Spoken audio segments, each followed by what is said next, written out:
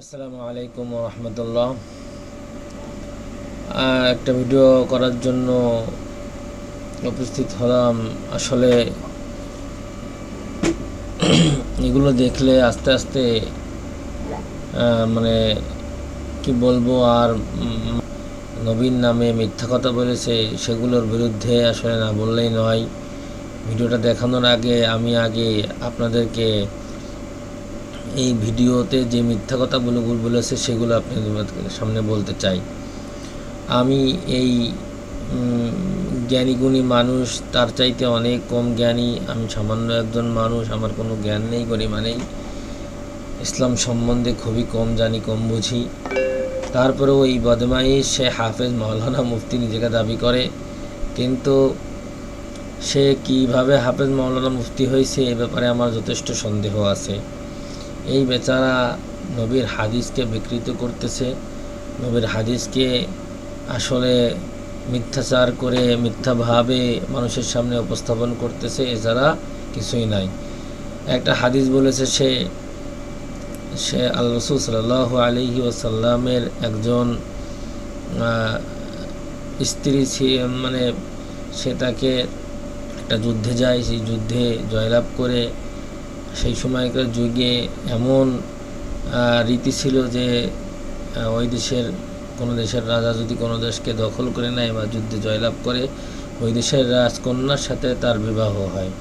সেই মোতাবেক আল্লাহ রাসূল সাল্লাল্লাহু আলাইহি ওয়াসাল্লাম ওই রাজকন্যাকে যুদ্ধবন্দী হিসেবে নিয়ে আসে এবং তাহাকে বিবাহ করার জন্য আর কি সমর্পণ করতে বলে। এইখানে ওই রাজকন্যা আল্লাহ রাসূল সাল্লাল্লাহু আলাইহি সাল্লামকে রিফিউজ করে দেয় এবং সে আল্লাহর কাছে আশ্রয় প্রার্থনা করে। আল্লাহ রাসূল সাল্লাল্লাহু আলাইহি সাল্লাম সেটা তার মহানুভবতা এবং সে যে উত্তম চরিত্রের অধিকারী ছিল সেই জন্য সে তাকে কি করে দেয়, তাকে ছেড়ে দেয়। আসলে এই হাদিসটা বিকৃত করে আল্লাহ রসুলকে ধর্ষক প্রমাণ করার চেষ্টা করতেছে। নাউজুবিল্লাহ।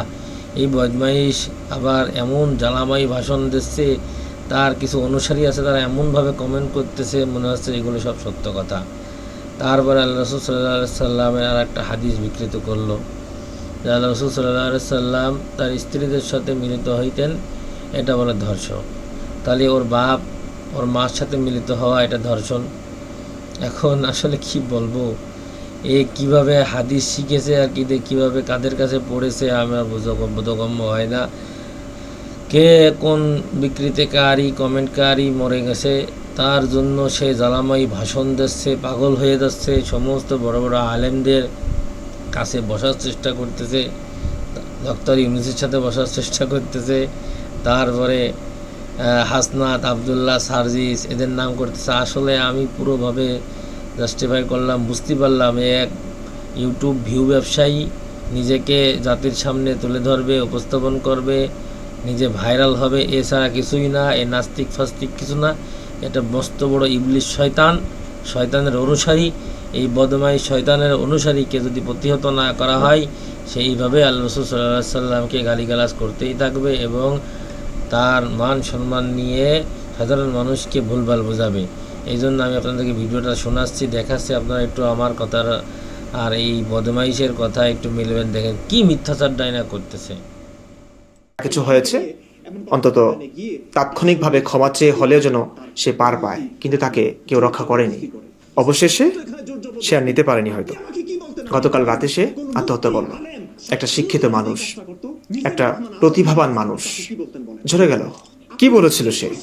অনেকগুলো স্ক্রিনশট আমি পেয়েছি, যেটা আমার কাছে খুবই অশালীন মনে হয়েছে, যেটা নিয়ে বেশিরভাগ মানুষ আঘাত পেয়েছে অনুভূতিতে। সেটা হচ্ছে, আমি জানি না কোন পোস্টের কমেন্টে সে এটা লিখেছে, কোন একজন নাস্তিকের, হয়তো মাহমুদুর রহমান এমন একজন ব্যক্তির কোন একটা পোস্টের কমেন্টে সে লিখেছে, তখন শুধু উহ, আহ, উহু, আহা এই আদিম শব্দগুলোই ছিল, যেই শব্দগুলো মোহাম্মদের বিবিদের খেজুর পাতার ঘরের চিপা দিয়ে শোনা যেত। আমি মানছি কথাটা শুনতে খারাপ লাগে, খারাপ শোনা যায়, কিন্তু এই পর্যন্ত যে কোনো নাস্তিক, এই পর্যন্ত যত নাস্তিককে নির্মমভাবে হত্যা করা হয়েছে, নবীকে নিয়ে যারা কটূক্তি করেছে বলে তাদের শাস্তি হয়েছে মৃত্যুদণ্ড, পাবলিক মেরে ফেলেছে, এমন একটা কিছু দেখি নাই যেখানে নবীকে নিয়ে সে মিথ্যা কিছু বলেছে। যা বলেছে এখনো যারা নাস্তিক, মুরতাদ বা ইসলাম ধর্মেরই অবশেষে কোরআন হাদিস ঘাটাঘাটি করে এমন কিছু পেয়েছে, সে নবীর ব্যাপারে সেগুলি হয়তো বলেছে, নিতে পারেনি আর। এই কথাগুলো কি খুব ভুল বলেছে? দেখুন, ভিডিওটা বেশি বড় করব না, অনেক বড় ভিডিও আপনারা দেখেন না। আমি একটা হাদিস শোনাই আপনাদেরকে। সহিহ বুখারী, ইসলামিক ফাউন্ডেশন, এগুলো সার্চ করলে পেয়ে যাবেন। প্রকাশনীর নাম সহ সার্চ করুন, গুগলে পেয়ে যাবেন। সহিহ বুখারী, ইসলামিক ফাউন্ডেশন, 266 নং হাদিস, মুহাম্মদ ইবনে বাশার রহমতুল্লাহ আলাইহি। আচ্ছা, আনাস ইবনু মালিক রাদিয়াল্লাহু তাআলা আনহু থেকে বর্ণিত, তিনি বলেন, নবী সাল্লাল্লাহু আলাইহি ওয়াসাল্লাম তার স্ত্রীগণের কাছে দিনের বা রাতের কোনো এক সময় পর্যায়ক্রমে মিলিত হতেন। তারা ছিলেন 11 জন। বর্ণনাকারী বলেন, আমি আনাস রাদিয়াল্লাহু তাআলা আনহুকে জিজ্ঞাসা করলাম, তিনি কি এত শক্তি রাখতেন? তিনি বললেন, আমরা পরস্পর বলাবলি করতাম যে তাকে 30 জনের শক্তি দেওয়া হয়েছে। সাইদ রহমতুল্লাহ আলাই, কাতাদা রহমতুল্লাহ আলাই থেকে বর্ণনা করেন, আনাস রাদিয়াল্লাহু তাআলা আনহু তাদের কাছে হাদিস বর্ণনা প্রসঙ্গে 11 জনের স্থলে 9 জন স্ত্রী কথা বলেছেন। আমি 9 জন বলি আর 11 জন বলি, দিনের বা রাতের কোন একটা সময়ে একজন নবী 11 জন স্ত্রী সঙ্গে তিনি সহবাস করতেন। আপনি বলুন তো, বর্তমানে কোন আলেম যদি আমি একটা মসজিদের ইমাম খতিব ছিলাম, আমি যদি আমার 11 বিবির সঙ্গে রাতের বা দিনের কোন একটা সময়ে গপাগপ শুরু করি, এটা হাদিসে বর্ণিত হয়, মানুষ জানতে পারে, তখন আপনারা কি বলবেন? এই সমাজ কি বলবে? মিনি পতিতালয় বলবে নিশ্চয়ই। যারা বলবে না তাদের কথা আলাদা। কেউ যদি বলে এটা কি খুব ভুল হবে, খুব অস্বাভাবিক কিছু হবে? হবে না তো। আচ্ছা, এটা না হয় মানা যায়, ওকে। নবীর সেক্স পাওয়ার অনেক বেশি ছিল, নবীর অনেক বেশি লাগতো, ওকে। স্ত্রীর সঙ্গেই তো করেছে নাকি? ও আচ্ছা, আরেকটা কথা, হাদিসটাকে অনেকে ভুল বলতে পারেন, তাই না? জাল হাদিস আছে, ওকে। হাদিসের মান এখানে লেখা আছে সহিহ। বর্ণনাকারী আনাস ইবনে মালিক রাদিয়াল্লাহু তাআলা আনহু। এটা ইসলামিক ফাউন্ডেশনের তরজমা। এখানে হাদিসের মান সহিহ বলা হয়েছে। কে বলেছে? কোন নাস্তিকের হাদিস এটা? হাদিসের মান সহিহ বলেছে ইসলামিক ফাউন্ডেশনের তরজমার। এখানে ইসলামিক ফাউন্ডেশনের অনেক একটা বোর্ড থাকে, বিজ্ঞ আলেম ওলামা থাকেন, হাদিস বিশারদ থাকেন, আরবি সাহিত্যিক থাকেন, তারা অনেক গবেষণা করে একটা হাদিসের মান নির্ণয় করেন। সেখানে লেখা আছে সহিহ হাদিসটা, ওকে। আর একটা সহিহ হাদিস শোনাই আপনাদেরকে। এক্ষেত্রে স্ত্রী ছিলেন, স্ত্রীদের সঙ্গে তিনি সহবাস করতেন, ওকে ফাইন। আপনারা দেখুন, সহিহ বুখারী, এটা হচ্ছে তাওহীদ পাবলিকেশনের একটা অ্যাপস আছে, অ্যাপসে আপনারা এই হাদিসটা পেয়ে যাবেন, সার্চ করলে পেয়ে যাবেন তাওহীদ পাবলিকেশনের। হাদিস নাম্বার হচ্ছে 5255।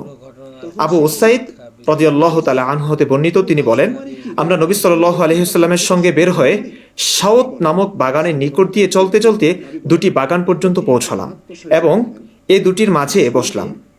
একটু মনোযোগ দিয়ে শুনুন। তখন নবী সাল্লাল্লাহু আলাইহি সাল্লাম বললেন, তোমরা এখানে বসে থাকো। তিনি ভিতরে প্রবেশ করলেন, সাহাবাদেরকে বাইরে রেখে তিনি বাগানের ভিতরে প্রবেশ করলেন। বাগানে কি আছে দেখুন। তখন নু'মান ইবনে শারাহিলের কন্যা উমাইমার খেজুর বাগান স্থিত ঘরে জাউনিয়াকে আনা হয়। জাউনিয়া একজন নারী, বালিকা, আর তার খিদমতের জন্য ধাত্রীও ছিল। নবী যখন তার কাছে গিয়ে বললেন, তুমি নিজেকে আমার কাছে সমর্পণ করো। একটা বাগানে একজন নারীকে নবীর সাহাবীরা নিয়ে এসেছে নবীর জন্য। স্ত্রী, দাসী না, কিছুই না। নবী তাকে বললেন, তুমি নিজেকে আমার কাছে সমর্পণ করো। সমর্পণ বোঝেন তো না? বাঙালি মানুষ, সবাইকে বলছি না, অনেক মানুষ আছে এই শব্দের অর্থটাও জানবে না। মুমিন ভাইরা এমনও হয়। সমর্পণ, আমি যদি এখনকার ভাষায় বলি, তুই নিজের শরীরটা আমার কাছে দে, এটাকেই আরবিতে হিবা বলে, বাংলাতে তর্জমা করা হচ্ছে সমর্পণ করো। নবী ওই মেয়েকে, মহিলাকে কিংবা একটা বালিকাকে বলল, তুমি নিজেকে আমার কাছে সমর্পণ করো। তখন সে বলল, ওই নারী বলল, কোন রাজকুমারী কি কোন বাজারিয়া ব্যক্তির কাছে নিজেকে সমর্পণ করে? রাবি বলেন, হাদিসের বর্ণনাকারী কে রাবি বলেন, এরপর তিনি তার হাত প্রসারিত করলেন তার শরীরে রাখার জন্য, যাতে সে শান্ত হয়। একজন নারীর শরীরে নারীকে বলেছে, তুই নিজের শরীরটা আমাকে দান কর, সমর্পণ কর। ওই নারী এত বেইজ্জত করেছে নবীকে, কোন রাজকুমারী কি কোন বাজারিয়া ব্যক্তির কাছে নিজেকে সমর্পণ করতে পারে? এত ইজ্জত ফালুদা করবার পরেও নবী তার হস্ত মোবারক, পবিত্র হস্ত মোবারক সেই নারীর শরীরে রাখার জন্য চেষ্টা করলেন, যাতে সে শান্ত হয়। আমি হলে এটা পারতাম না, বিশ্বাস করুন, আমি হলে এটা পারতাম না। সে বলল, আমি আপনার থেকে আল্লাহর নিকট পানাহ চাই। ওই নারী বলল, আর কি করবে? নবী পাওয়ারফুল, অনেক সাহাবীরা বাইরে আছে, একজন নারী খুবই অসহায়, সে বলল, যে আল্লাহর নাম করে আপনি নবীগিরি দেখাচ্ছেন, সে আল্লাহর কাছে, সে আল্লাহর পানা চাই। ওকে, আমি যারা অসহায়, যারা হয়তো মেনে নিতে পারে না তাদের নৈতিকতার দাবি থেকে, নিতে পারে না, এত অন্যায় মানা যায় না, তারপরে তারা প্রকাশ করে ফেলে, বাস বিশাল একটা অঙ্ক মানুষ তাদের উপর হামলে পড়ে, এদের বিচারও হয় না। এই শাকিল মৃত্যুর বিচার হবে? সে আত্মহত্যা করেছে, কিন্তু কেন করেছে? আত্মহত্যার দিকে তাকে ঠেলে দিয়েছে কে? বেঁচে থাকলে তাকে মারতো।